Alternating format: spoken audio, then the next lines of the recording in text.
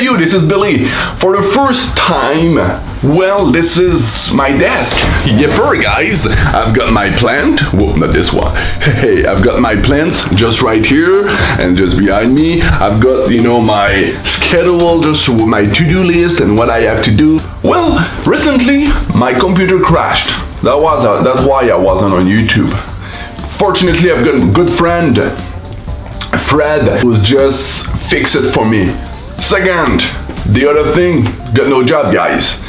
For years, I've been working, with TV producer. The thing is, my job is to find idea or to work with people in a group and brainstorming about ideas that we can pitch to network. So this is the way it works. Got an idea, work with the producer, and after the producer set it to the network. If the network say yes, we all get a job. If the network say no, we don't have a job. And this is what's happening. I've been working about for 10 to 15 pitch, and no network wanted these ideas. And they were good, but it just didn't happen. And I've been working very hard the last several years. I was studying at the same time and working like many hours like crazy. And now, so there is one thing, guys, that happening to in my life that's kicking my butt.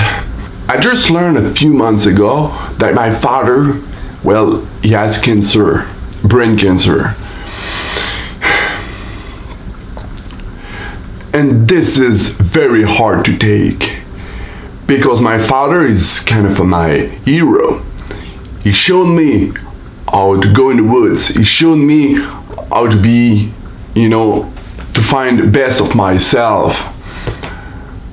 And now the illness is so strong, is stronger actually than him, than his personality. But he's fighting very hard. But the thing is, this is a very bad, very, very bad cancer. I don't want to lose him. And I don't want, I don't want to lose faith also. I was reading 2 books the other day. The first one is The Survivor Personality. The Subtle Art of Not Giving a Beep from Mark Mason. But there is one thing that I've learned through these books. One thing, guys. It's okay to be scared about the future. It's okay to wondering what do you want to do in your life, or what is the next step, or what you expected to be. It's not actually what happens. So it's okay. And thank to these guys, because it makes it real. And I would like to finish with this story. And I remember I was about a Dodge van 1976. And I traveled across USA, guys. And when I was 23 years old. And when I was just going across, I stopped in a little town called Gravelburg. And there was a guy over there, and he said, "Hey Billy, you speak English, you speak French. Well, we're looking for someone to work for the summer." So I said, "Well, that's good, in the summer camp. So that's good with kids and everything." And he was good paid. So after you travel, Billy, come back here. I wrote him on the way, and he said, yeah, you're gonna have this job, you're gonna have this job. So after my travel, I went all the way to California, and after a few months later, I went back to this little tiny town, Gravelburg. It's beautiful. The day before I got there was someone else who applied for this job. And after doing the interview, the other person got the job.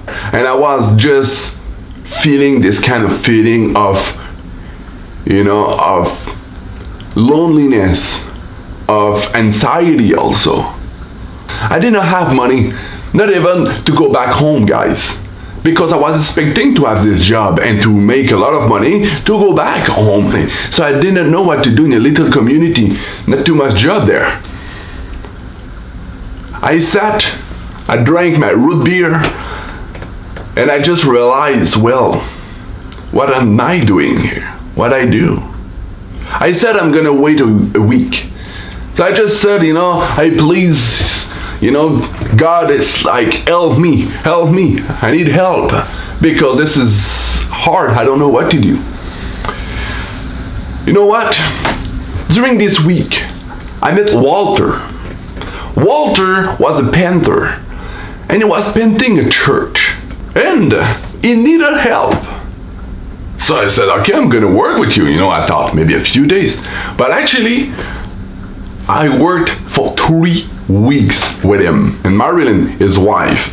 So I got together, they were like my parents, and Walter told me that was a blessing that I got there, and he couldn't find any workers, and it was a blessing that was there at the right moment, and we finished to paint this church, which is great, and I could get enough money to travel back in my hometown. Even when we have bad news, guys, just keep faith. Life is not easy, but man, it's great. It is worth living. We've got to fight.